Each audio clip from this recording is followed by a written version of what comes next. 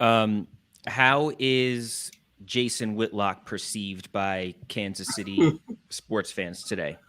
Man, Whitlock was my hero when I was a kid. Just black, opinionated, wrote for the Star. I mean, this is when the Star was the paper. Yeah. You like look back for all the people that used to work at the Kansas City Star, like Jeff Passan and Wright Thompson and Whitlock and Joe Poznanski, like just a foundation of your like sports fandom. To like see him cross over to like NWO, like that's kind of what I equate it to. So I got to interview Whitlock one time. Oh, and really? one time he came in studio and came on the show, and I told him, that he was somebody I looked up to. I remember I asked him about Ferguson and Darren Wilson, and it's like the answer that you gave then would be a completely different answer than you would give now about the situation. So I don't know, man. It's that saying about meeting your heroes and seeing how magic works. That it's kind of crazy that how my fandom of Whitlock has just changed over the years. But I mean, that's life, I guess.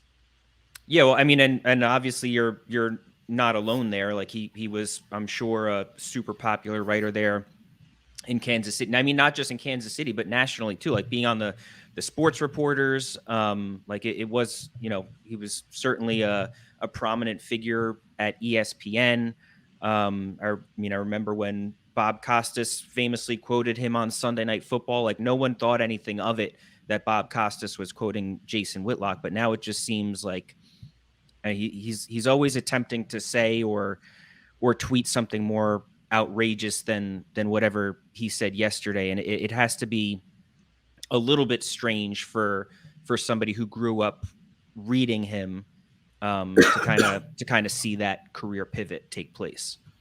Yeah, I mean, I think there's always like a fork in the road with like most of us in our career, and I think the fork in the road was clearly that Deadspin article.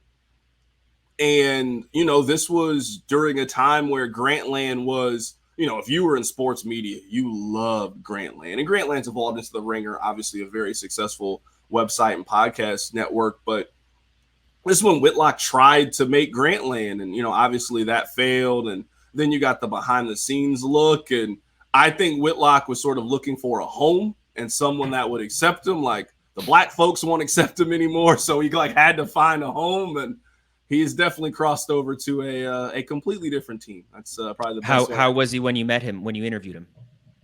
Funny story. So we have a close mutual friend, and there's a barbecue restaurant that we both like called Gates. And they were like, "Hey, Whitlock will do it, but this is his food order." And I'm kind of broke at the time, but I'm like, "All right, man, I get to get Jason Whitlock some food. Cool, I'll do it."